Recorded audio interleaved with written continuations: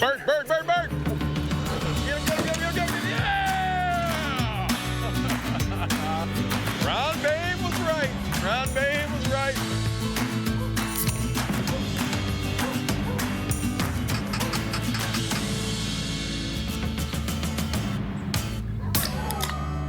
I'm feeling spry.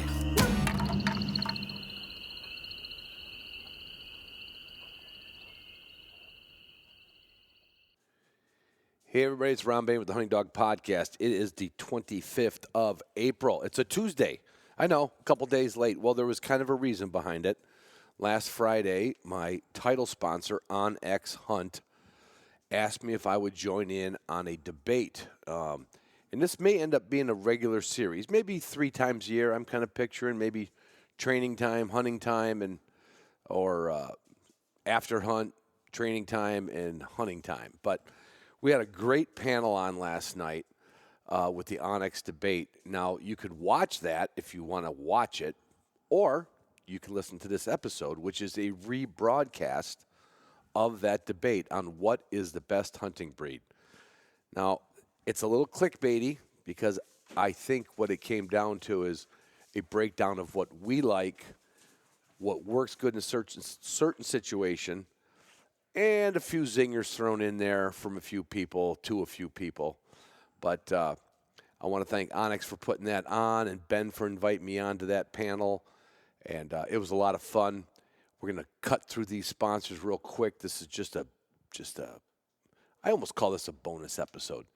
Our title sponsor, OnX Hunt, Pike Gear, technical clothing for the upland hunter, Boss Shot Shells, Walton's, who we know has everything but the meat, Gunner Kennels and Food Crates, Garmin, W Hunting Supply, Purina Pro Plan, Canine Athlete and Wilderness Athlete, and, of course, the Upland Institute, which subject matter did come up at least once in this rebroadcast.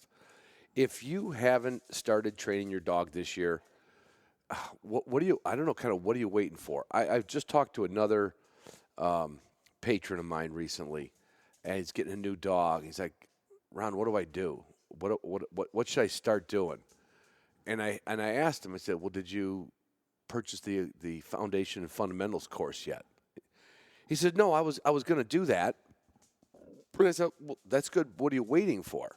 And it wasn't a monetary thing, because patrons get a nice discount too. That's right, patrons. The patrons get discounts on a lot of things. They get discounts on Waltons. They get discounts on Pike Gear. They get discounts on Canine Athlete. And new patrons, anybody in the month of April, which is almost over, so don't forget, if you're thinking of doing it, just do it now. Go to Hunting Dog Podcast, Patreon, Patreon. Join up. So every month, whoever's new in the sign-up is going to get some bling, whether it's T-shirt, hat, water bottle, coasters, just whatever we put together. But to be fair to everybody else who's been a patron, and many of you, I think there's some of you going on, I want to say 5 years of being a patron of the show, which is just wonderful. The show wouldn't be able to be produced without it. Every month, we'll give something away to new subscribers, and then they will fall into the category of veterans, even if you're only at it a month.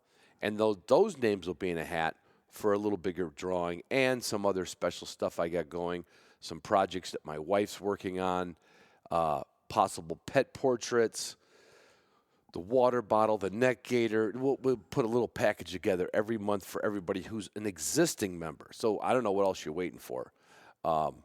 It's training season, no matter where you're at. Our Wednesday night training started last week, but it got rained out. But we still managed to sit out there with raincoats on and chit-chat for about an hour last Wednesday. And we're going out this Wednesday, and we'll start working. And at the same time, I'm leaving Thursday. So the next podcast you hear is going to be something I record out in Pennsylvania, the Versatile Hunting Dog Federation Handlers Clinic. That's right. I will be back judging, but not for the company I judged for many years. This is the Versatile Hunting Dog Federation. There are some really well-known names in NAVDA who are joining this as far as becoming judges. It's a great organization. It's got a much better scoring system, a much more. There's what do we say? There's many more layers to the onion, right? There's more than just a 1, 2, 3, or 4 to this. And I am going out to fulfill that requirement of doing their handlers clinic. And then next week or the week after or whatever, you're going to be hearing some content all about that because, quite honestly, I miss being in the field and judging. I know not all of you, not all my listeners run in these tests, but you know how many of you and I have met over the years that do listen.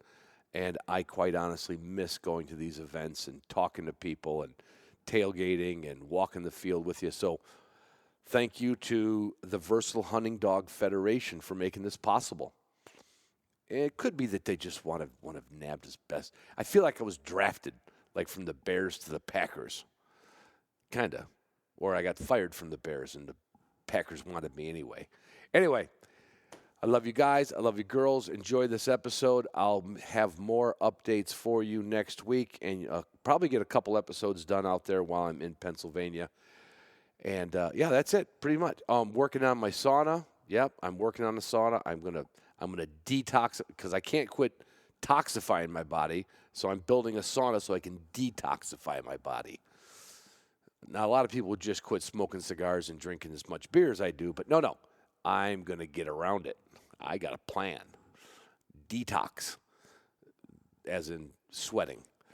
Anyway. And, a couple people did ask how jiu-jitsu's going. I'm getting beat up way worse than I did 3 years ago. But, damn it, I'll never quit now. They're going to bury me with whatever dirty belt I'm wearing at the time I die. That's it. Start training. Get out there. Train your dog. Please, do yourself a favor. Don't be afraid. It's not that scary. It's not that hard to do. Okay, I've done it over the years. If I've done it, it's obvious that you could do it. Talk to you next week. Hey everyone, welcome to the Onyx Debates first one. Today we're going to be talking about the best bird dog breed. We're going to give it a little bit of time here, let some people filter in. We've got some great guests with us today. It should be some sporting conversation. We're going to definitely try to keep it between the navigational beacons here. We don't want to, we're not trying to hurt any feelings by any means. So try to follow those rules in the chat too. Just keep it civil. If you want to talk amongst yourselves, use the chat function. You look at the bottom of the screen, it'll say chat. We'd love to hear where everyone's from, what your favorite breed of dog is. Be sure to post that in the chat. And if you've got any questions for our panelists today, throw them in the Q&A, and we'll try to get to a handful of them. So remember that your screens are off, so we can't see you, we can't hear you. So don't worry about that. But again, I've seen some people rolling here.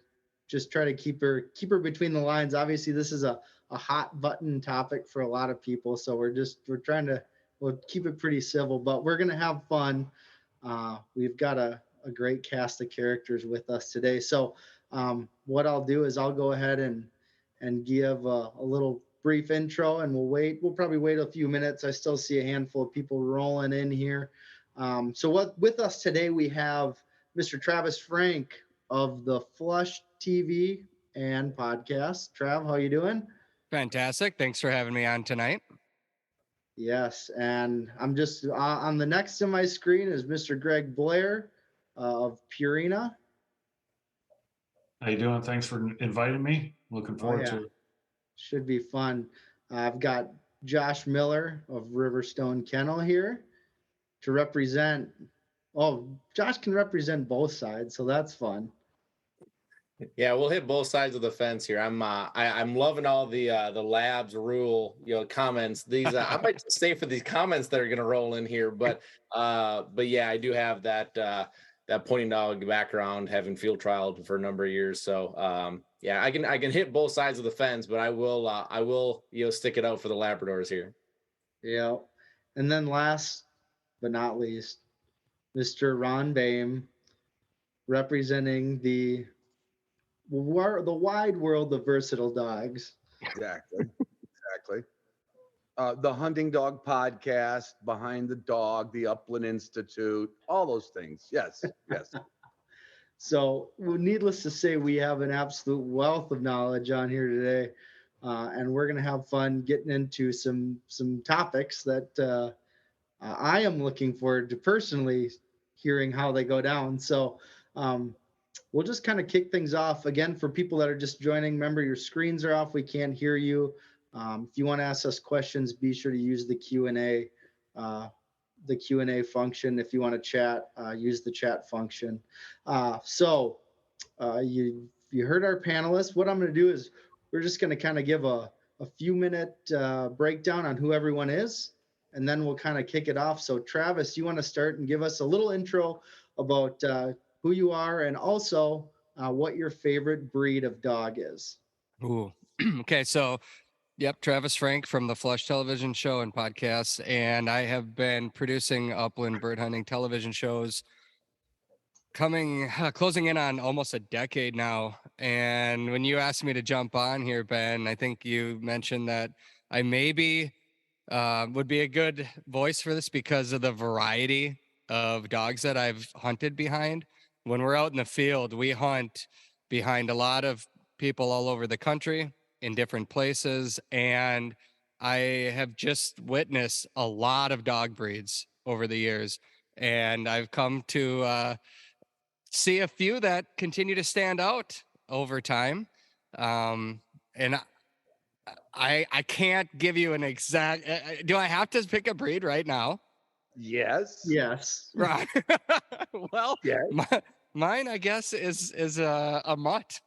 She is. Well, maybe a mutt's not a fair word, but she's a mixed breed with the German short-hair pointer mixed with an English setter, and I'm really, really torn between German short-hair pointers, setters, and English pointers or pointers. And the reason why is because I love a dog that just gets out there and covers a lot of ground. I love watching a dog that is so determined to find that bird that, a mile isn't too far. I don't want him to go a mile all the time, but You've had a dog that did that, so I've had it. I've maxed out my GPS more than once with my dog, but I really love a dog that hunts with purpose and just has that drive to go out there and find those birds so I don't have to. And when you see a dog that's well trained, um,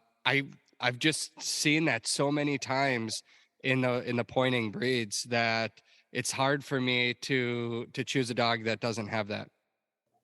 So and Travis's dog Daisy is what you would call a poinsettia. A poinsettia. Yes, that's her nickname. Yep. German short hair pointer mixed with a setter. So there it is, a poinsettia. Love it. Yeah. Well, very cool. So next, Mr. Greg Blair, what's a little Yes, sir. background and your favorite breed of dog? Well, my background is I'm the area manager for Purina Pro Plan. So in the bird dog segment, so kind of like Travis, I've seen everything from the wire hairs to the Brittany's to the Vizslas to the red setters, Irish setters, pointers, setters, short hairs. My position is we sponsor all their events, so I am fortunate enough to go see them all. And you see the walking game, you see the horseback game, you see the AKC side, you see the American Field side. So you name it, I've seen it. So I mean, I've been with Purina for 8 years now. I've had pointing dogs since '98, so 25 years. When I hunted behind my buddy's dad's wire hair for the first time, I knew I had to have a pointing dog. That being said, my first pointing dog was a short hair, and but I can honestly say, I said it before, my favorite dog is a good one, but I would have to go with an English pointer. I just put down a lifetime dog. It was an English setter, multiple national champion. And I think Ben can say, if you see a setter in the grouse woods, there's nothing better.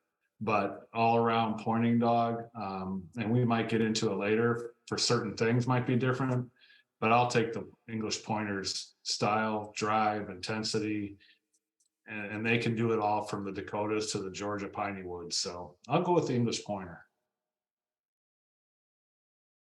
Awesome. Josh, what do you got? So my background kind of comes a little differently. So, a lot of you guys will talk about, family that you had that got you into dogs. My family was not a dog family. Matter of fact, we had 2 dogs growing up, and probably the most impressive thing that they could do was catch a potato chip out of the air, when we threw it to them off the table. So I wasn't grown up into bird dogs or gun dogs. But I was a duck hunter. And so I don't know why, but I just got infatuated with watching ducks and listening to them and how they communicate. And so my dad really wasn't a duck hunter. My family wasn't duck hunters. So I needed someone to duck hunt with. And so I got my first hunting dog, and I don't have the personality to do something and just dip my toe into it. And so I read every book and watched every DVD and trained him to the best of my ability. Long story short, I met a guy in a Sportsman's Warehouse, and I was just in the dog aisle. I was 16 years old. I had just got my driver's license, and he was the secretary for the local retriever club. And he invited me down to one of their training days. And so I had no idea this dog's name was Easton. I had no idea the level that I had him trained with, until all of a sudden you have a comparison. You're like, oh my gosh, he is pretty dang good. And so we went and we competed. We started field trial, we hunt tested. He was very successful, which got me excited about it. So that took me down the path of retrievers. I trained under a number of different guys. And then we were actually at a retriever trial, and I started talking to my mentor about pointing dogs, because I have loved pointing dogs. And I don't care if you're a retriever guy or a pointer guy. When you see a little pointer puppy point a butterfly or point a wing in a yard at 8 weeks old, there is nothing cooler than that. And to me, the thing that's so cool about it is that just screams to you how important genetics are. There's no reason that puppy has no idea why they're stopping and pointing that butterfly, but they just know something inside of them is telling them that they're supposed to, right? And so I was talking to him about this, and he told me, he goes, Josh, you'll never see a retriever guy go be successful in pointing dogs. They're 2 very different animals. And although he was right, I took that as a challenge, and got a setter that I named Ranger. He was out of Shadow Oak Bow. And if you're a setter guy, especially, Bow. And I got a horse, and I borrowed a trailer, and we would drive to a trial, and I would shovel the horse droppings out of the back. We'd put up a cot, and Ranger and I would either freeze at night or sweat to death at night, and we'd run our trials. And that's how we started. And he was fortunately very successful. And the next year, I had 4 horses and was running 12 dogs, and everything from short hairs to pointers to setters and everything in between. And that was supposed to be my fun time. So my retriever stuff was my work, and my pointer stuff was supposed to be fun, but it got to be more than that. And so at some point, you just got to say, hey, this is going two different ways. What do you got to do? So at the end of the day, I'm a Labrador guy. I currently breed British Labs. I do have a reason. I won't bore you guys with that, because it's a big long story of going overseas and finding my why there. But I'm a duck hunter, first and foremost. We do upland hunt, with our retrievers, but being a retriever guy, you have to have the dog that fits what your needs are. I love Ranger. I still own him today. I think he's 10 or 11 now. But Ranger, my setter, doesn't do me a whole lot of good in the flooded timber of Arkansas. So that's where my Labradors come in. So your favorite dog is? It's a Labrador retriever. You're gonna make me say it. Yes, I am. Yep. But I will say, I've always said, Greg took the words out of my mouth. I've always said a good one when anybody asks me that question, because that is the truth. Even if you're prejudiced towards a breed, if you see a good one, you're gonna like it. That's just the way it is. Amen to that. Yeah. You should have given a little love to that setter, though, that got you started here. Yeah. Ranger was special, man. I remember the first trial that he won, and I thought that it was like the best thing ever. And I had no idea. I think he won in his 3-year-old year. He won 9 field trials. That's one, not place in, won 9 in 1 year. And I was pretty ecstatic about that little dog. And Yeah, he's one of the reasons that I'm sitting here talking to you guys here today, because he gave me that versatility of being able to see it all. I think that I can now honestly speak and see both sides of it. You see so many times that someone is so keyed in on, say, Labradors, it's labs, labs, labs. Well, unless you've actually been to the other side, you don't know your why, right? So why labs, or why wouldn't you like another dog? Because I've seen a lot of dogs that I originally didn't know if I liked that breed, but I saw a good one and made me fall in love with them. Yeah, super good insight. That's yeah, very true. Um, all right, so I'll introduce you better this time, Ron. I'll say like the godfather of hunting dog podcasts. How about Thank that? you. Thank There you. you go. Yeah, my start was actually with the German Shorthair Pointer. I then became a judge for NAVDA, North American Versatile Hunting Dog Association. So I have judged every pointing breed that's registrable in NAVDA, unless there's been one in the last 12 months that I haven't heard about.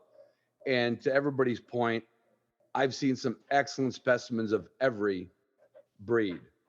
I've seen less in some, but I've seen excellence in all.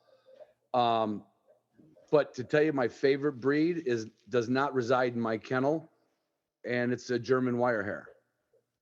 Now, they're not all my favorite. Not all German Wirehairs are my favorite dogs, but I had one in particular that could literally do it all.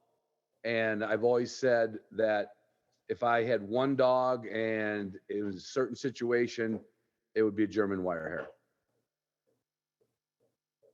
Very good. We're kind of all over the board. I like it. Should make for interesting conversation. So what we're gonna do now is I'm gonna pose a series of questions, one question at a time, and I'll ask you guys if you wanna. I'll probably start with somebody, and then if you guys want to chime in on the panel here, just raise your hand and you can offer your insight. Why either you think somebody is wrong or you think they're right. So it should be interesting. So we're going to kick it off. First question would be if you were to pick a bird dog for a first time hunter, what would it be? And Ron, I'll just kick it right over to you because you finished up. We'll go in reverse order. First, I get that through the podcast. I get those emails a lot. And I've always leaned toward a dog that probably doesn't have a lot of challenges. Like I never recommend a super high desired dog to a first time dog owner because it could be a little overwhelming. But I kind of stayed at the middle of the road because there's so many German Shorthair pointers in this country. If you do your research, I think that'd be a first good dog for a first time handler for a couple reasons. There's a lot of people in those clubs, in those hunt test situations. I think you could get a lot of support. You got to do a lot of work and you have to do a lot of research on breeders, but it's just I think it's a solid all around dog for a first time dog owner. And I think a first time dog owner can't go into it with a lot of caveats like, well, I've got 3 kids under 5. My wife's allergic and I only hunt 2 times a year. I'm just saying in general, you could look for a German Shorthair Pointer and probably find what you're looking for. What if I added what about in terms of, a lot of people, they're house dogs, right? Yeah. I had short hairs growing up, and personally, I think they're one of the worst house dogs. Well, now you said first time hunting dog. Yeah. So, but I would agree with you because there are so many, and I think I will spank some breeders on the ass for only looking for desire and not looking for cooperation in a dog. I could give people a short list of German Shorthair breeders that would fit that bill. But to your point, because there's so many, a lot of people just breed this high-powered dog to a high-powered dog and forget about, and I don't know how everybody else feels. To me, cooperation in the dog, which is the natural part of the dog that he gives himself to you, cooperation is, to me, the hallmark of a good dog for what I do. Yeah. Very good. Anyone want to follow that up with their suggestion and why it might be different? Travis, I'll go. Frank? Yeah, I'll go. I think there's a reason that the lab is, for the last 30 years, the most popular dog in the United States. I mean, there's so many hunters that spend, if we're being honest, there's a lot of hunters that spend less than 10 days a year in the field hunting, but they have a dog for 365 days a year. The labs are just, they love everybody in the family. You can do so much with them. You can hunt everything with them. It might not be ideal in, the vast prairie of Montana, but it can still find birds for you out there too. You can duck hunt with it. You can do everything with it. And I can speak to having what you said, Ben. I mean, the neurotic side of my dog, and the fact that she's sitting here right now going crazy because she's staring out, at some rabbits outside, and she just wants them so bad. It's like she just has this motor to go where, not saying that labs don't, because so many of them do, but I just think their demeanor, from what I've seen, lends itself to a little bit easier getting into it. So it wasn't my choice, but if you're saying if somebody wants to get their first dog, there were a lot of challenges that I ran up against having this high-powered Ferrari, and I think a different motor might be the way to go. Ron's got his hand up. Well, And so did Greg, but this is really quick. I did want to go into a little detail on Travis's first dog. Is it true that on your handheld device with Daisy, you got a warning that said your dog went into restricted airspace? I don't know. It cuts out. It cut out more than one time. I took her into places where she could go for a long distance before we got into danger. Yeah, it was but just a rumor I heard. when I brought her home, she ran, and my kids, bless them, tried to take her outside, and they couldn't hold on to her long enough as she's dragging them through the yard on my son's holding on for dear life, and finally he lets go, and she went across multiple highways, almost made it to Ben's house, and then but she loves people so much that eventually they see a dog with a rope, and they say, well, that doesn't seem right, and then they call me and come pick me up.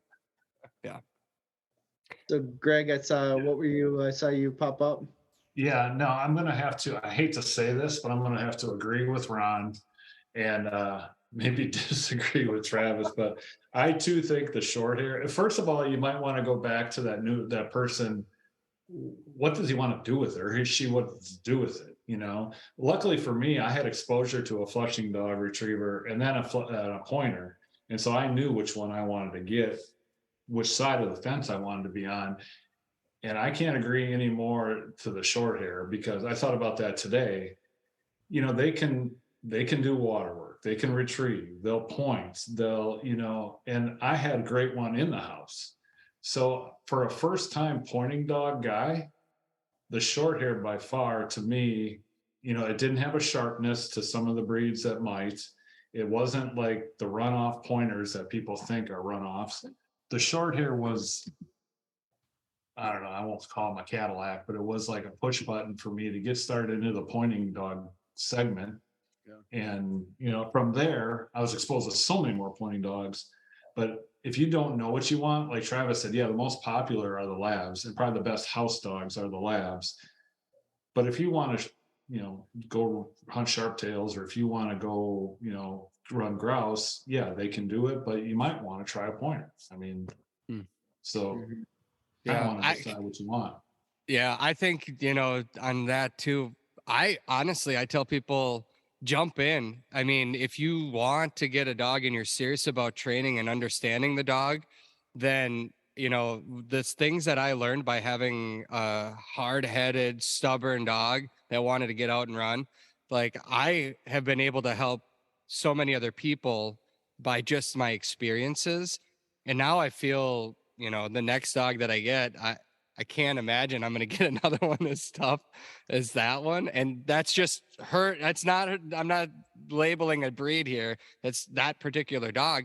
But I'm grateful that I had one that really pushed me to the limits right away. And, so jump right in, because you're going to be better off for the rest of your life once you've gone through the trials. Josh, I saw you had your hand up. Yeah, so I'm going to twist this a little bit because, I think so many people are passionate about their breed of choice, mainly because they just got the one that worked for them, right? Because I think you can take any breed. Okay, so we've talked about the short hairs. I mean, I've had short hairs that are love bugs that want to be at my side all the time, and then I have trained short hairs that when they heard the thank you at the end of the trial, kicked it in another gear, and I had that horse going as fast as he could to catch up with that dog. So, like, for the labs, you can get with a breeder that is breeding these really, really hot dogs and not get a Labrador that everyone here is talking about, as far as, that dog is a great house dog and a great companion, great everything else. So I think the first thing is you need to be honest with yourself of who you are and what you want, right? And sometimes we as guys, this is a tough thing for us to do, right? So if I am at a stage in my life where I've got 2 young kids like I have right now, and I don't get to hunt nearly as much as I used to, I'm going to hunt 6 to 10 days a year. Like, I may have to put my ego aside and say, what's best for my family right now? It's not going to be that fire breather, no matter what breed it is, right? It's going to be a dog. So I need to get with a breeder that is understanding what it is that I'm looking for and get the right dog for me. So for me, I always tell people, look at what you're going to do with the dog. So if you're a waterfowl hunter, like, I just don't think, when we're talking short hairs, we're talking like, get a lab, get a golden retriever, get a Chessie, get something that is geared to that game. First off, if that's all you're going to do. Okay. If you're going to do both, okay, now we'll start talking about short hairs and let's talk about dogs that can be versatile in it. If you're just going to hunt upland, maybe let's just talk about a pointing dog, right? But the first thing is first, you need to know who you are and say, this is what I truly need. When people get into trouble, it's when they start doing things that they shouldn't be doing. So, like, for me, I'm going to pick on Ron a little bit with the wire hairs, only because, Ron, I have seen more people recently be upset with their purchase of a wire hair. And the reason is, it's not the dog's fault. It's because they were Labrador owners that they got a wire hair for the reason of, I wanted something different, right? Like, all my friends have labs and wanted something different. Like, that's the reason to get a different colored truck, not a breed of a dog, right? If this is the right breed for you, let's stick with that, right? Now let's just find the right dog for you. And so to me, this all comes down to, who are you? What do you need? Be honest with yourself. And then find the right breed and breeder, which is probably more important, the right breeder, to get the dog that you're wanting. Because everybody, I'm watching some of these comments of everyone's like, why wouldn't you want this dog? This is the best dog. Like, that's because that breed and that breeder you got that dog from is the right fit for you, right? And that's what it comes down to. And it's great. Everybody should love their dog. Yeah, 100%. Definitely. Before we switch topics, great. Anyone have anything else to expound on that? Ron's got his hand up. He always Ron, wants to talk. His hand has take been up the your whole hand His out? hand's been up the whole time. Oh, let me hit that off there. Come Oh, on. good. There Hey, we go. Ben, I think we're probably going to get to this, but the importance of what Josh said there is the most important thing. Just getting a dog just to get a dog, what are you going to do with it? What specifically are you going to hunt with it, and where are you going to hunt with it? That, to me, is really such a huge factor in the type of dog. Yeah. Oh, 100%. Definitely. That is true. So I'm going to throw out a divisive statement. This is coming from me. This is not coming from Onyx's point of view at all, but, and I want to hear your feedback on it. So for me, I think there should only be maybe 4 or 5 types of pointing dogs that you should ever get. Probably 4. You're up to 4 now? I thought there were only 3 before. No, I forgot one. Oh, Pointers, setters, Brittany's, and then maybe throw in a versatile dog. Other than that, I don't think there should be I don't think you should buy anything else. I would love to hear your feedback on if you think that is stupid or you agree with it. Okay, I'll go. I think that's stupid because they all have to eat and I need a job. No, so many people, because those are the ones that are out there. I was watching some of the comments when we started. There's a lot of people with breeds that are not so, as common, the poodle pointer, the small Munsterlander. And again, Ron, the wire haired Vizsla.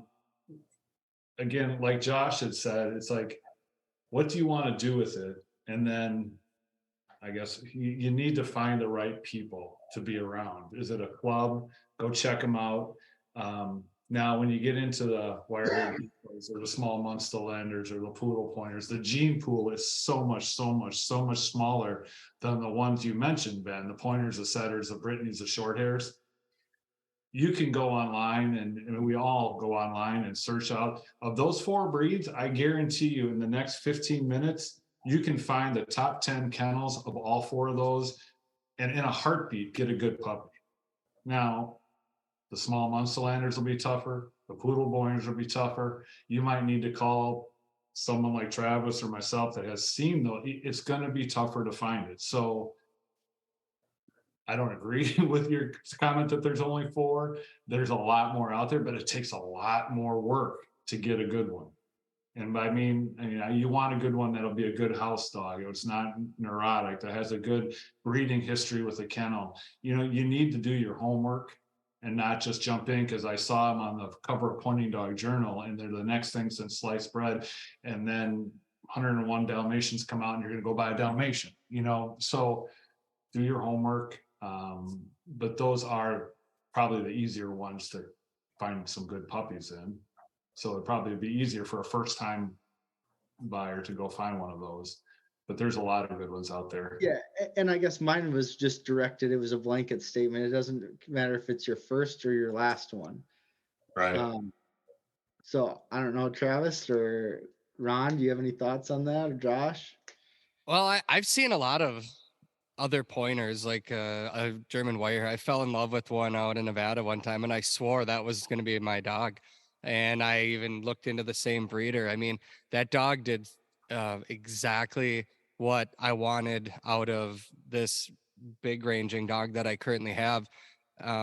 Some Gordon setters that I've hunted with before that got out there and found the birds. So I've seen some of those other breeds that you're not talking about, Ben, do really well out there. So much of it, I think, and I will contradict myself here, but so much of it is the owner getting that dog out there. If they're well trained and have a good foundation, and then the birds obviously make that dog. But to contradict that, a couple of the breeds that you picked, Ben, and here's the interesting thing that I always see, that I think a lot of hunters might not, in that when a lot of hunters go out, they might have a buddy that they hunt with, and that buddy might even have a dog out of the same litter, and so they don't get to see what a dog of a different breed will be doing out there in comparison to their own.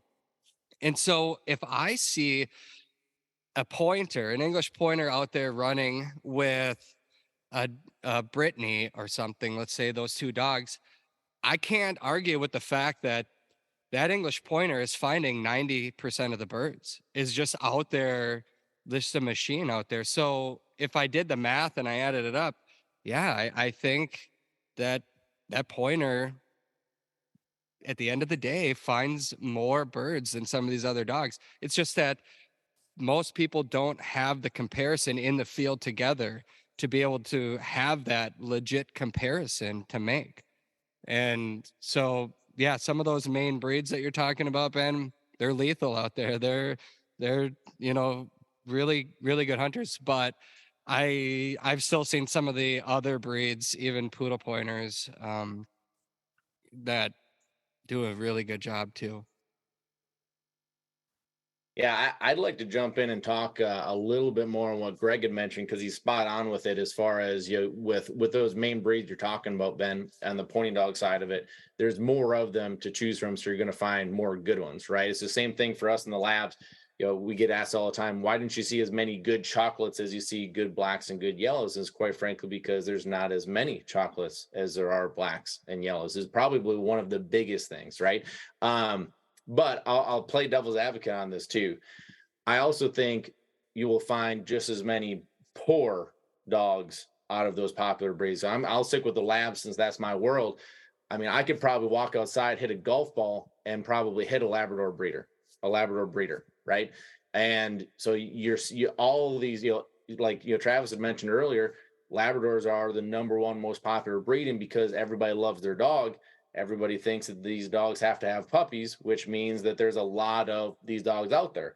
And this is where all of this is so for interpretation, right? So my definition of a great dog is going to be different than everybody on here. It's going to be different than everybody listening, right? So when people are breeding these dogs just to produce dogs, like to me, what I'm looking for in a Labrador and what makes a Labrador great, there are probably 1,000 times that out there of what I think would be a non-desirable Labrador or a poor Labrador, right? So a Labrador being the most popular breed, I think you could find a really good one really easily with doing your research, but I think you could find a really bad one probably that much more easily, right? So there's both sides of the fence on that. And that's where it comes back to breeders. Finding the right breeder is so critically important. And that's why some of these smaller breeds, like the poodle pointers, like there are just such few people breeding them that I feel like the breeders that I've had contacts with, that they are doing it maybe even a better job because they have to be more detailed in what they're doing, right? There's not this mass production of them out there. And so, there's so much that goes into it with health testing. And I mean, like I talked about early on in this, I mean, the money that I have to cut, or maybe we didn't talk, maybe this is beforehand. Maybe, Ron and I were talking about this, but like when I take a dog, it's like, you don't make the cut. When you start looking at the financial loss and then the emotional loss of saying you don't make the team, so I have to place you with a forever home you're going to have a great home for, but you can't, like that's not an easy decision. And I'm a firm believer that most breeders are breeding the dogs that they're breeding, frankly, because those are the dogs that they have. Like they're not truly going out there and trying to get the best of the best of the best to come in and breed with them. So I just think you got to be careful with that. I mean, just simply a search to try to find, some dogs can land you in a great situation or the exact opposite. So you just got to be careful with that. I think there's some validity to that too, Josh. A friend of mine just picked up a poodle pointer 2 weeks ago, and the amount of work that went into that, just him with the breeder, I was really impressed by it and all the research and the requirements of what he has to do with that puppy and the testing and everything. I have another friend that just drove across the border into South Dakota and picked up a lab, and he has no idea the history of it, none at all. Gets home, that lab has zero desire to hunt. I don't even know if he really got out and hunted this past fall, but that's to your point. There are so many labs out there that you have no idea what kind of genetics there are. Sometimes they're easy to get. I don't know that a poodle pointer breeder is nearly as easy to find.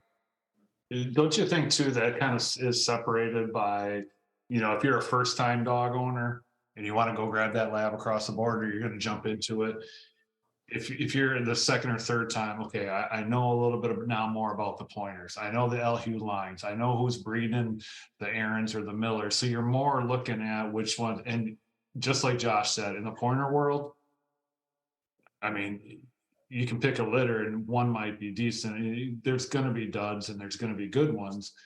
But that first time pointing dog or even bird dog owner is so excited about going and getting one. I don't think they have the knowledge of what's good or not good. I mean, what's the different levels of dogs that are out there. And I think it's in every breed. I mean, the pointers are just not as big as the labs, but I mean, there's so many different lines and different styles. I mean, if you get a Rockacre Blackhawk dog versus an LHU dog versus a Miller versus an Aaron's, every single one of those four that I said hunt different, run different, look different. And if you're a first time guy, you're looking at an 8-week-old puppy, you're just going to reach your hand in and grab the cute one. So it is tough. Well, and don't you think, Greg, that that's one of the reasons that so many people will say that their best dog that they've ever had is the one that they currently have, is Right. because that first dog taught them so much that they applied into the second dog, that they applied into the third dog. It's just amazing how these dogs teach us what it is we're looking for, and we can upgrade from there. Yeah, and to your point, Josh, earlier, is if you've got an idea of a breed that you want, reach out to people, find somebody to talk to. And there's going to be litters every week posted online, so don't jump at that first one, but get some knowledge behind them, because they can tell you if they're sharp, or if they're, the tail sets are this, or their eyes are bad, or if they're prone to cancer, or if they're deafness, or what, EIC, or whatever it may be in the breeds. Find a person that you trust, or reach out to one of us, or find a NAVDA club like Ron would know, and seek out the knowledge first, because they are a lifetime, they're a commitment for 10 to 15 years. Point. Ron, do you got anything to chime in? No, I just wanted to see if you could come up with another ridiculous statement like that.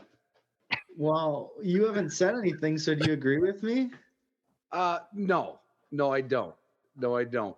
But to Greg's point and Josh's point, I have told so many people this that write me, that if you found a breeder down the street and you wanted a small Munsterlander, you might have a Brittany breeder that's 10 miles away from you, didn't know.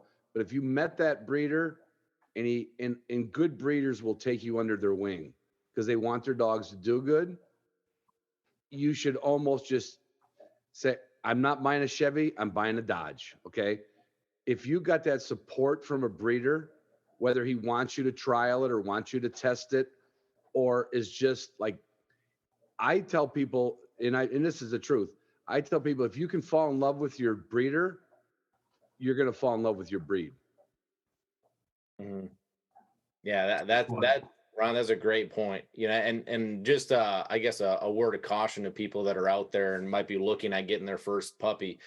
When you call these breeders, especially that first time, if you don't know them, you don't have a relationship with them, you start asking questions, right?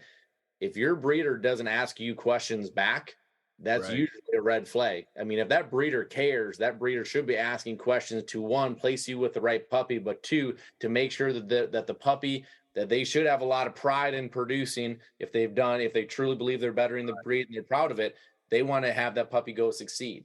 So they should be asking you, they should be interviewing you just as much as you're interviewing them. Yep. It's interesting, Ron, that you use the Chevy Ford Dodge analysis. My dad, when I was looking for a used car, I always jumped at the first one I saw in the newspaper, in the classifieds. This is the best one. He goes, well, if you think the first one that you looked at is the best one, how about you wait a day and find a couple other best ones? Right. It's just like that in the puppy world. If you're going to jump at that first litter that you see, pump the brakes, think about it. There's going to be a new shiny button that's going to come out tomorrow. So, yeah, it takes time, and it takes some good research. Yeah, and I heard it a number of times on here, but I think that's the most important thing is just going out and seeing dogs, researching, right? Because to Travis's point, you don't know. Like, I've never seen a Dodge before. All of a sudden I see it. It's like, oh, I really like this one. But without seeing it, you have no idea, right? Like the first time I hunted with a pointer, it was like, whoa, this is really different, right? Like, this is, like, I have draughts too, love them. But then I hunted with a pointer and it was like, man, this is like a different dog. Mm-hmm. And so, you don't know what you don't know. So, And sometimes it's like you have in your mind what you think a pointer is going to be like, in a good, bad, or ugly. And when you said whoa, you didn't say if that was a good whoa or a bad whoa. So go see them, go see what they can do, and then go from there. yeah. So, well, we're going to kind of come around full circle here. But if you were going to say I'm a bird hunter, whether that's grouse, pheasants, quail, what have you, if you're picking a breed based off of pure performance, what would you pick? Why are we excluding waterfowl in this? Well, because we're talking bird hunting. Well, you Bird, got upland bird hunting. I just Sorry. feel so left out. You're right in here, Josh. That's tough because I think it's almost like you need a couple of them. I mean, I love to hunt pheasants, but I also love to hunt sharptails. And I'll be totally honest with you. I got waxed when I went with a buddy with a small muzzleloader and pheasants, and he could go in the sloughs, and my pointer's still up there ranging those hilltops looking for sharpens. So if I'm going to go hunt pheasants in the Dakotas, I might want a lab. But if I'm a pointing dog guy, pure and through, I might want the wire hair or the short hair. So it's a tough one. And maybe a better question is, what would, if you could pick two breeds, what would it be? Right? From a pure performance standpoint. Because I'll tell you. Should we do this? We should probably do this like a quick fire answer. Like you get two breeds, no explanation, just two breeds. All right. I'll take a Springer or a Cocker so I can hit the cattail sloughs. And then I'll take, I'm not even going to go, I'll go back to my German wire hair pointer because I hate to lose, I hate to lose game. And I have never seen a dog in my life that was more dedicated to finding something that was crippled. Now it's just, that's only, I've only had 23 dogs in my life. That's not a lot of data, but I've never had, that's tongue in cheek. Okay. And I've never had a dog that was more obsessed with the recovery of game than a German wire hair pointer. So I'll take a wire hair and I'll jump to the Cocker, even though it's not meant for cattails. But all right, everybody, two dogs. Quick, let's put a time on this. Two dogs. Pointer, short hair. Oh, there you go. Labrador setter. Travis, you got two together, so you get 2 and 3. I've already got it, guys. I already got it. You just have to breed. You have to breed them together. I don't know what's so difficult about this conversation.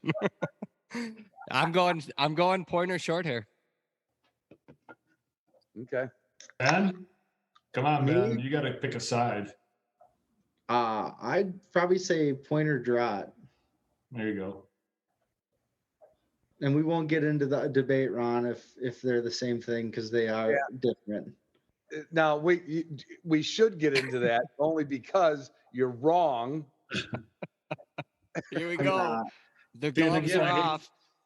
I hate to agree with Ron again, but man, a good, well-bred Cocker running with a pointer or swapping out, you can't beat it. I almost went that route too, because that's just a beautiful combination. It really is. The thing is, like when it comes to cattails, I hate cattails. It's the last thing I want to do is walk through cattails. So part of me says I want a dog that's just going to go in there and flush them out, and but then I just say maybe I just go to a property that doesn't have cattails. But it doesn't have birds.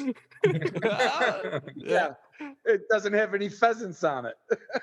I'll go hunt for grouse. That's fine. I mean, the Cocker and the cattails a little bit, but you put them in the grouse woods. You can take them quail hunting with you. Yeah. They can sleep right on the console of your truck with you. I mean, they're great truck dogs. Yeah, they are. They are sweeties. I love them. So we're getting a number of questions. I guess, bird dogs I think of as bird hunting, duck dogs I think of duck hunting, but we'll go there. We'll go to the waterfall side. And thank you for everyone that changed Ben's mind on that. I watched the waterfall comments coming in and had to smile.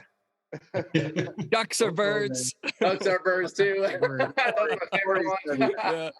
There's duck dogs and then there's bird dogs. And I know a duck is a bird, but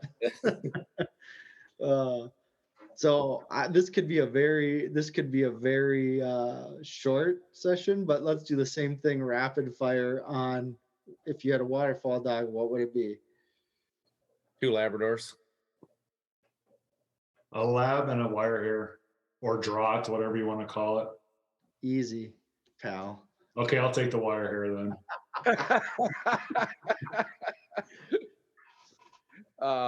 Yeah, I've never owned a lab, but I can't imagine that there would be a better duck dog. I just can't imagine. Agreed. Yeah. Every lab that I've ever duck hunted with has been awesome. So I go lab, and then I still fell in love with that wire hair. So if I have to choose a second, I'm gonna go back to that wire hair too, because I know that dog will go out and get it. So when it comes to, obviously waterfall, it's seeming like the lab is king, and you hear different things. And Josh, maybe you can speak to this, Ron. Why is the lab king compared to, you take a wire hair, a draught, a cocker, whatever? What, in your mind, what does that look like? Why is the Labrador king? Yeah, versus a versatile breed. And trust me, I've drank the Kool-Aid. Like, Yeah. before I started to see things, I thought a versatile dog was God's gift to duck hunting. Yeah, no, I get it. and it like a versatile dog can be God's gift to duck hunting, but it's not guaranteed to be God's gift. And Correct. I don't know if this is true. Maybe Josh knows. I read somewhere in some book, I do read once in a while, that even the shape of the dog's eye, that they have a better marking ability than the other breeds. Now, I don't know what that means in rods and cones and everything, but their marking ability would just, to me, it would be that's why, they've been, for hundreds of years, they have been sitting and going to get, they don't tend to hunt with their nose. I mean, unless you hunt them an upland game, they're hunting with their eyes. How many people have seen a lab in a blind, and versatile dogs too? I mean, they're like, you're sitting there talking to your buddy and your dog's looking like, I mean, they're like always on cue for marking everything. So I think that labs, something with that lab's eyes, that just, that they want it, and they can mark better. Yeah, when you really look at it, genetics are everything. When it comes down to everything that we're talking about, genetics, they are everything. And you take a retriever that has been bred for generations upon generations upon generations for the tasks that Ron is talking about. That's why you develop that and you hone them in. It's like if all I ever did was haul my horse trailer, like, why would I get anything except a 1-ton pickup? Right? Like, I could try to get to a half ton and be like, well, like, I could get better fuel mileage when I don't have it. When I do have it, I could still try to pull it. I could still get there, right? Like, you just get the vehicle is going to get the job done, right? And so that, to me, that's why they're king. But the other reason that they're king is the reality of that. I would say over 99% of outdoors men and women, their dogs are family members first and hunting dogs second. And the Labrador fits that to an absolute T. They can be here. I literally have one laying right here at my side. You've never known he's here. He's quiet. He's calm. He's a great member of my family. But yet when I ask him to go turn it on and turn the jets on in the field, he's got it. Yeah, and there's just few breeds, especially when you're talking about specifically waterfowl hunting, like, you can't beat this, And so that's the true specialist. It's a specialist. That's right. Yeah. That's right. Yeah. Yeah.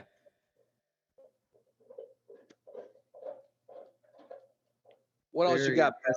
What else you got? I'm just looking in the comments here, and I'm seeing a few people agreeing with the the marking ability, and I'm seeing a few people throwing the BS flag. So it's interesting. There's exceptions to every one of them. You read these questions. My last lab was the worst dog ever. He wouldn't touch a duck. Like, it's funny watching these comments come in, but there's exceptions to every single, every dog out there. I want to say something. Lori just put a comment in, and Lori is a friend of mine. She said, "How many dogs have you had as house dogs?" they haven't all been house dogs, but they've all been motel dogs. So you still have to have a good motel dog. You don't want to wake up in the morning and find your boots eaten up and the bedspread shredded, you know. So yes, I've had great hotel dogs. This is an interesting question I was thinking of asking, but you know, you look at a pointing lab, for example. What's your take on that? Like, in my opinion, you know, you've taught a dog to flush and then now you have it pointing. Like, what does that look like? What are your thoughts? Well, before Josh jumps in there, because I'd like to hear his, you know, you said you taught a dog to flush. And like Josh said earlier on, there's nothing better to see the instincts of a young pointing puppy, just point instinct. Correct me if I'm wrong, but every dog has a prey drive. And if every dog came from long history of wolves, coyote, whatever, wild, they all stalk their prey. So they've all got some type of slowing down and pointing. And even in the pointing dog world, that's where we introduce stop. Don't move your feet. So I think the labs are bringing that out. I mean, would I get a pointing lab? No. But I think honestly, I think you could teach my Yorkie to point if you taught her to whoa. So I think it's in every dog. And I think that's the natural instincts that we just go, wow, it's there. And then it's what we do with it from there. Yeah. Can't argue with that one. God, Greg and I agree a lot tonight. All right. Yeah, I'm out.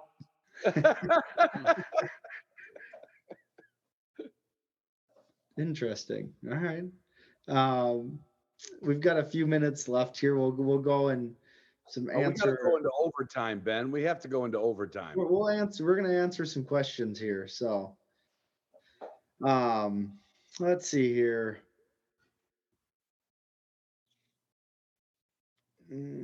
Oh, Josh, this is an interesting one. Can you give us somebody's looking for the breakdown on British versus American labs? I agree. Yeah, that's a good one. Yeah. Yeah, for sure. So if you guys can give me a couple minutes, I won't take up a ton of time. I'll tell you why I'm breeding British Labs right now. Kind of quick story. So I owned American Labradors, loved them, American bred Labradors. So let's just first, before I get into the story, let's just break it down. They're both Labrador retrievers. Like there's nothing that makes this a different breed or this a different breed. They're all Labrador retrievers. Okay.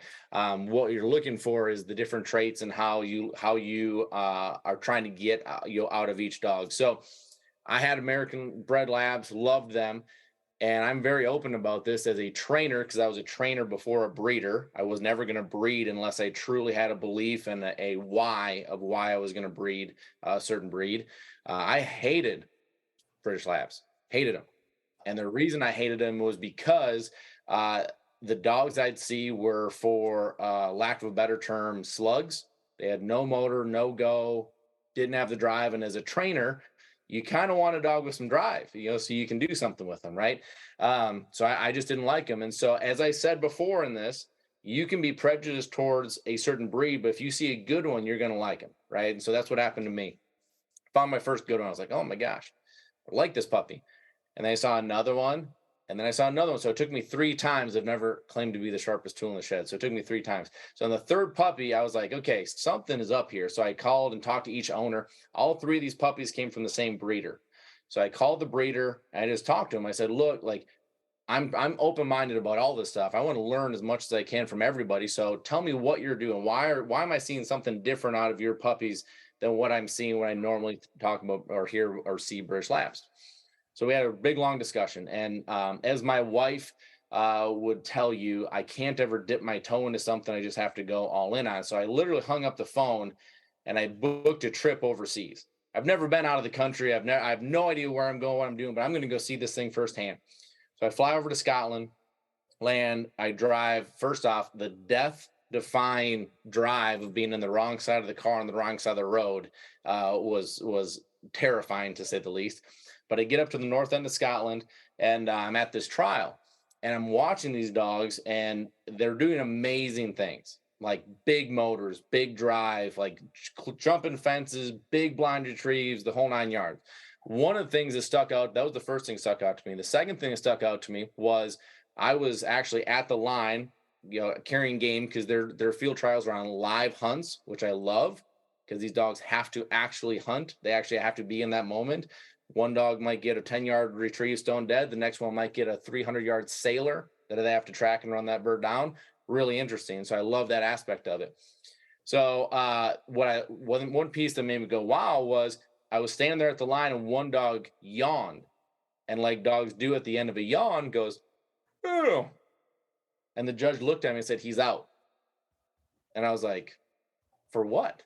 And he's like, the noise. He made a noise. And I'm thinking here, like, I test and I like, these dogs are like rah, rah, rah, rah, at the line, right? Like, for me as a duck hunter, I don't want to listen to that for 5 minutes, let alone 5 hours. Why are we allowing that to be acceptable? Okay, so I'm seeing a lot of these things I really like. So we go back to the hotel that night, and I come out, I go up and shower, come downstairs, and I come into the pub that was attached to this hotel. And I see all the handlers that were there at the trial, and I'm looking down the line, and I walk in the pub, and as I turn the corner, all these dogs I just watched, big, powerful, doing everything that I didn't think a British Lab was, are laying at the bar stools, calm and quiet and under control. Laying at the bar stools in the pub, completely under control and quiet. I'm used to dogs pulling out of the test grounds or the trial grounds on a trailer, right? Like, this is not what I'm used to. So this is a life-changing moment for me, because I'm like, as we talked about before, like, whether you hunt, like I waterfall hunted 92 days last year, just waterfall hunted. That's not scouting, traveling, anything else. Okay. I want a dog to go do all that big stuff, but I don't want a dog to sit here and whine and be vocal and be anxious and all this stuff. Right. So I sat down, I talked to these guys all night. And as the liquor kind of started flowing, they were more and more open with me. And so my end of the story, so I don't make this too long, was I was sitting there with a guy that's a good friend of mine today. He's been to my house, I've been to his house. And I worked up the courage to ask him what I want to ask him. So I said, Tom, you got to clear something up for me, man, because what I am thinking of when I think of a British Lab is this, like, you hear about short and stocky and kind of square, and these, they're great in the house, which was just a nice way of saying they didn't have the motor, right? Like, why did what I see today so different than what I'm used to back in the States? And he had a beer that was like twice the size of this. It was like this tall. And he took a big drink of it, and he put it down. He looked at me with a big grin. He goes, Josh, you really think we're sending our good dogs over there? And I was like, oh my gosh. Okay. So I literally have spent the last, whatever I said, 9 years of my life with relationship building and getting the right dogs here. And these right dogs are, like, even my friends that are, they're big trial guys, they're big test guys, they're anti-British Lab guys. If I go run with them, they're like, okay, that's different. Right. So, but it's all about genetics. It's about finding what is the right fit for you. For me, the right fit is I want that dog to go do big things. Right. I want to do 300, 400, 500-yard blind retrieves and do it in style. But for me, they have to come home and sleep in bed with my 4-year-old daughter at night. They have to have that side of them. And if they don't, they're not the right fit for me. And again, this is where I break my heart more times than not, because I have to move on from dogs that aren't the right fit, because I will not breed a dog that isn't the right dog as far as fits for me. So, and then that's beside that, we could get into health testing, which is a huge part of this. We could get into so many things, but that's, to me, that's the difference between the British dogs and what I'm looking for there. But they are Labrador retrievers. Like, let's not get that mixed up. I think too many people are jumping on the British Lab bandwagon, have never been over there, have not spent time over there. Like, they're a Labrador retriever, right? It's just the traits that you're looking for and how it fits into your family and how it fits into your life. Ben, I raised my hand there because Josh mentioned something that I said early on. And I would like to ask everybody here what they think cooperation is. Cooperation in a dog, to me, is what you're describing. They know when it's time to go. They know when it's not time to go. They don't drive. it's what's genetically in them to be what we call a good dog. It's like, okay, all right. I cooperation, it's on our scorecard in NAVDA, and it's in our scorecard in the federation.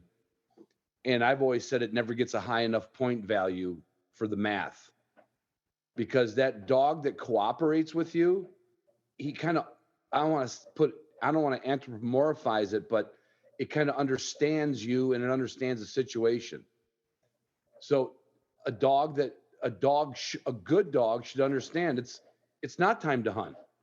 It's time to go to the bar, so to speak, or it's time to go lay down with the kids. And those really good dogs, to me, have a high level of, I shouldn't say a high level, they have a balanced level of cooperation and desire.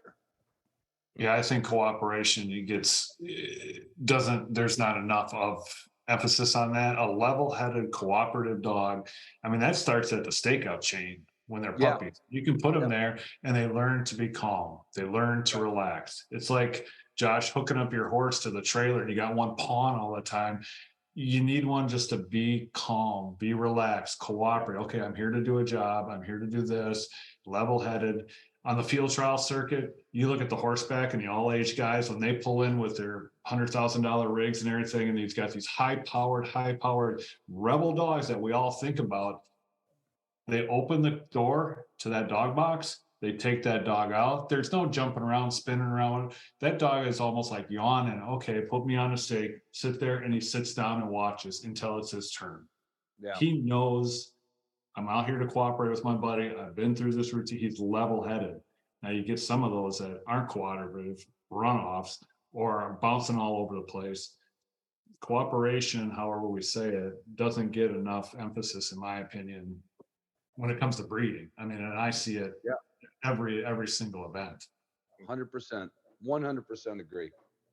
Ron, I like that cooperation side. I'll tell you the verbiage that I use for it, and we're talking about the same thing, is I call it team player. So when I go through my checklist of things, so when I bring a dog in from overseas, I like to bring him in at a young age to where I get to finish him and train him. Because I mean, I could bring in a finished dog that is 4 or 5 years old, but I can't tell you what was trained into that dog versus what was natural into that dog. I mean, there's a lot of things that a trainer can train into a dog, make look pretty. But that puppy that dog is going to produce what was natural in him, not what was trained into him, right? So like with my checklist, one of the things I have is team player. And the reason is that you can have a dog that's going to go do big, powerful things. But if he's a renegade, so like that short hair I talked about, that when we would field trial and the judges would yell, thank you to end the brace, and he would literally kick it into another gear because he didn't want to be done. He was a renegade. Like he was fantastic at what he did. But he wanted to do it for him. He didn't care if you were there or not. He wanted to go do it for him. And for the vast majority of people, and I would actually say myself and probably all of us here included, we want a dog that is a team player, that understands the game, that wants to do it with us, that wants to be successful with us, because those dogs that are renegades, they're no fun for people. They're going to butt heads with them the whole time. It's going to be a major challenge. It's going to be pulling teeth all the time. It's just not worth it, for the majority of people. You do have a small percentage of people that want that, but for the vast majority of us, we want a team player. I mean, that's a big part of what we're looking for in any breed. Yep, I agree. Before we get on, we're going to have one more question here, but just want to remind you, we're going to post a giveaway link here in the chat right now. So be sure to check that out. We're going to be giving away a subscription to Ron's Upland Institute and Josh's Retriever Roadmap. So be sure to click that giveaway link in the chat here. Get the opportunity to learn both fantastic programs. I've watched them both. So click to be sure to enter to win in that one. So the last question I had, a little bit more, I guess, I don't know if you'd call it philosophical, but I was just talking to a coworker today. His lab died after 12 years. And, every time you hear that, it hits you, because we love our dogs. That's why we're all here. We're all dog guys, all bird dog guys. So somebody asked this question. I thought it was perfect. As dog handlers, we teach our dogs the way of bird hunting. What has a bird dog taught you about life? Unconditional love. I mean, that sounds odd, but I just put, like I said, I just put down a 11 and a half, 12-year-old setter, and I've only had to put down 2 dogs in 25 years. But at the end of his life, I basically said, this dog doesn't owe me anything anymore. He gave me everything he could. He always wanted more. He didn't care. I mean, it taught me unconditional love is kind of the foo-foo movie kind of saying to say it, but the commitment. I mean, he was committed to myself and what he had to do, and it was tough. And they've taught me commitment. God, it's such a deep question. I know. Say that question again so I can absorb it, Ben. I sure can. So, you know, we as handlers, we teach our dogs the way of bird hunting. What has a dog taught you about life? I would say patience. It's taught me patience because there's, even though they grow up way faster than our kids do, there's still that training time from puppy to first season and second season. You got to have patience. And when you lose your patience, you're kind of losing the whole focus of why we're out there. So I think they've taught me some patience and just like, yeah, that's it. I guess that's the only word I can say. It's taught me some patience to just give them time to grow and, you know, hope everything else is right with training and the gene pool and everything else. But it's patience. This isn't a race. It's a marathon. It's a lifestyle. And if you want to be in it, you want to be happy. And in any job, I don't care who you are or where you work, if you don't have patience, you're going to be the guy that nobody wants to work with. So dogs have taught me patience. I'll go next. Loyalty and trust. And, you know, I had a dog that was tough right out of the gate, but I trusted in that dog and what we were doing together. And I've seen that come back around now. You know, so I think that's a big thing. And also I don't have nearly the years of experience that Ron and Greg and Josh have to talk about all the different dogs, but just that loyalty. And then, you know, my dog wants to see what's on the other side of the next hill, and to experience some of those things together is pretty remarkable, because when you put yourself out there and you do go to the next hill and the next hill, you find some of the best things in life are over there. So the hard work just totally pays off. Yeah, that was great, Travis. I love that. Yeah, you guys have hit a lot of course, what I would normally talk about. So I'll kind of hit maybe something else. I'd say living in the moment is one big one. You know, I think we all get caught in the trap of thinking that we have more time in life, you know, than we have, and whether that's the way that a dog, you know, treats each day as almost as their last, right? They just love every part of it. I think that's a big deal. And then of course, when we do get to the end of that road, we all say the same thing, is that, you know, we wish they could be here longer, right? I mean, I know that'll be my first question to Guy when I meet him is, you know, what were you thinking there? Yeah, on that one, I'm sure he'll have a good reason for it. But yeah, another one that I would have, I think forgiveness is a big one, because I can tell you that I've made more mistakes with dogs than I can count. Every single time they have forgiven me for it immediately, and I've been able to then, you know, make it right. And then, you know, one that I've really been talking about more and more all the time is, you know, we always think about, you know, training our dogs and owning our dogs as being a leader. But I think they teach us as much of how to be true followers, you know, than anything. You know, if we truly watch them and we truly understand, you know, how they appreciate us and the selflessness that they have and how they handle our relationship, I think we can be, you know, we can be better people as a result of having our relationship with them. So we just have to be able to open our eyes enough to see it. That's perfect, Josh. And to end, just think about your best dog and the people that he's in or she's introduced you to. Amen. Yeah. Amen. I mean, True. I'll get everybody to shed a little tear here. On my website, I actually made this quote. I did not steal this quote.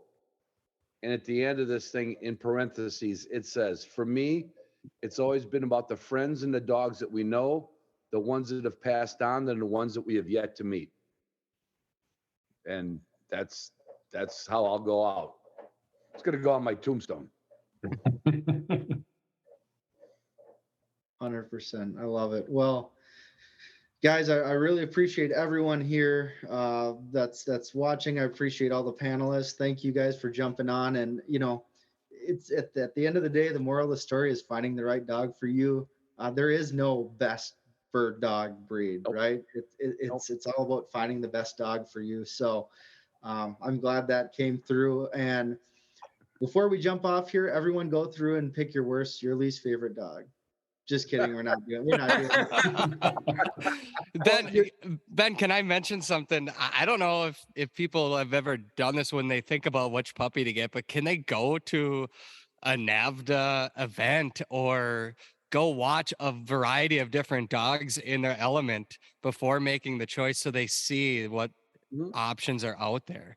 I mean, I just encourage people to do that. There are so many great dogs out there that people might not even realize because they haven't seen that dog in the field. Travis, hang on. That's a perfect op for a TV show. We got 1, 2, 3, 4, 5 guys. We'll all turn loose and we'll have bragging rights. We all release them in the same field and see what happens. Yeah. And each year, each one of us gets to pick a different location. All right. I like it. There you go, Greg. You better. I got my hand up in my little window here. I'm in. I'm in. I'm in. Blood of Timber of Arkansas. Yeah, I know, Josh. I'll bring my pointer famous Amos and I'll show you some things about marking. Oh. That's not going to happen at all. I don't think he could even sit on a dog stand. But anyways, guys, again, thank you all for coming. Actually, if you missed some of it, we'll have this available on YouTube, or if you want to listen to it, Ron will have it on the Hunting Dog podcast in the next day or two, week or two, Ron. Yep. So you can go back and listen to it. So again, thank you, everyone. Have a good night and love on those dogs. Thanks, Ben. See you guys. Appreciate y'all. Take care, guys. Be good.